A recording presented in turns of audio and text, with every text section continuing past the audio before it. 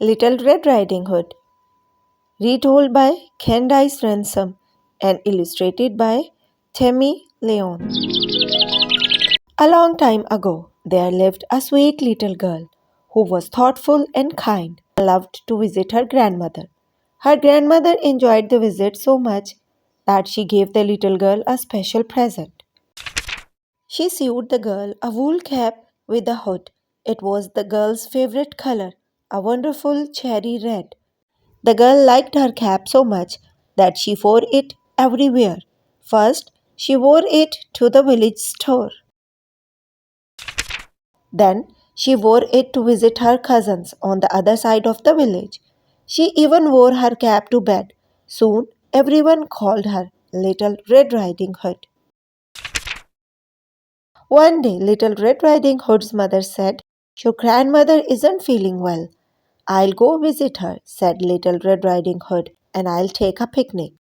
"What a good idea," said Little Red Riding Hood's mother, "and be sure to stay on the path through the wood." Little Red Riding Hood promised that she would, and she packed a basket with her grandmother's favorite foods and set off. Little Red Riding Hood skipped down the long windy path as she always did on her visits, and she was very careful to always stay on the path. After a while, she met a wolf. "Hello," said the wolf.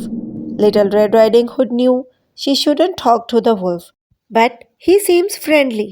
"Hello," she said. "Where are you going this fine day, little girl?" asked the wolf. "I'm going to visit my grandmother," said Little Red Riding Hood. "She isn't feeling well, so I am bringing her this picnic with her favorite foods." "And where does your grandmother live?" asked the wolf. "At the end of this path." A sly grin came over the wolf's face. He knew that if he ran up the hill, he'd get to the grandmother's house before Little Red Riding Hood. "I'll gobble up the old lady and the little girl," he thought, smacking his lips. "And I'll gobble up that tasty picnic too."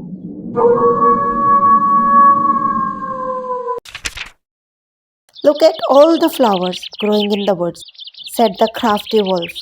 "Why don't you pick some for your grandmother? Pretty flowers will make her feel even better." "Good idea," said Little Red Riding Hood. The prettiest flowers were far from the path, but Little Red Riding Hood thought that it would be all right to leave the path just for this. When she turned to pick some flowers, the wolf ran straight to the grandmother's house. The door was unlocked, so the wolf quietly crept inside. He tiptoed into the grandmother's bedroom and found her asleep in bed. Suddenly she woke up.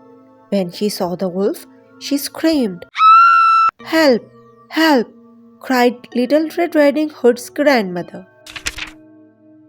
The wolf grabbed her, pushed her into the closet, and locked the door. "Be quiet," he said, "or I'll gobble you up now instead of later." The wolf quickly put on a nightgown and a cap. He hopped into bed and pulled the covers up to his hairy chin. At that moment, Little Red Riding Hood knocked on the front door. "Grandmother," she called. "Come in, my dear," said the wolf in a high voice. Little Red Riding Hood went into the bedroom. She stared at her grandmother, lying in bed. Her grandmother looked very strange, and Little Red Riding Hood was afraid. "Grandmother, what big ears you have," said Little Red Riding Hood. "The better to hear you with, my dear," said the wolf. "Grandmother, what big eyes you have," said Little Red Riding Hood. "The better to see you with, my dear," said the wolf. "Grandmother, what big hands you have," said Little Red Riding Hood. "The better to hug you with, my dear." "Grandmother, what big teeth you have," said Little Red Riding Hood. "The better to eat you with," cried the wolf. Little Red Riding Hood screamed. This was not her grandmother, it was the wolf. Suddenly, the wolf sprang out of bed. He tried to grab Little Red Riding Hood, but she leaped away, light as a leaf, in her cherry red cap. The wolf grabbed the air instead. With a yelp, the wolf tumbled out the window and rolled head over heels down the hill. He was never seen again. Little Red Riding Hood's grandmother pounded on the closet door. Little Red Riding Hood let her out, and they hugged as tightly as they could. "Thanks goodness that's over with," said her grandmother. "What happened?" "Mother said you were sick," said Little Red Riding Hood, "so I brought you a picnic lunch. But I left the path to pick flowers." "Well, I think you have learned your lesson," said her grandmother. "I'm just glad we are both safe." Then Little Red Riding Hood and her grandmother sat down and enjoyed their visit together. It was the best one they had ever had.